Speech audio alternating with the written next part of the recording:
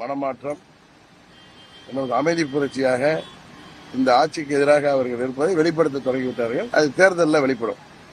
இத்தனை வர தேர்தல் அனுபவம் உங்களுக்கு இருக்கு. இத்தனை வர தேர்தல்ல இந்த தேர்தல் வந்து பல 3 முனை 4 முனை போட்டின்னு சொல்றாங்க. இந்த தேர்தல உண்மையான தேர்தல் ஒப்பிடும் போது எப்படி சார் இருக்கு இந்த தேர்தல்? இந்த தேர்தலுங்கிறது ஆளுங்கட்சியை எதிர்த்து மக்கள் வாக்களிக்கும் பொழுது அது எத்தனை முனை போட்டி இருந்தாலும் அதிமுக தலைமையிலான எங்கள் தேசிய ஜனநாயக கூட்டணி வேட்பாளர்களுக்குத்தான் முன்னுரிமை கொடுப்பார்கள். நாங்கள் தான் வெற்றி பெற்று ஆட்சி அமைப்போம். ஏதோ ஒரு தொகுதிகளில் 3 முனை போட்டி இருக்கலாம். அது எங்களுக்கு சாதகமாக தான் இருக்கும். 4 முனை போட்டி இருந்தாலும் அது எங்களுக்கு சாதகமாக தான் அந்த தீர்ப்பு வரும். நீங்க பாருங்க. நீங்களே சொன்னீங்க ஏதோ ஒரு தொகுதியில ஏதோ 1-2 தொகுதியில 234 காரைக்குடியில கடுமையான போட்டி உங்களுக்கும் எல்லாத்துக்கும் 3 முனை போட்டி நிலவுது.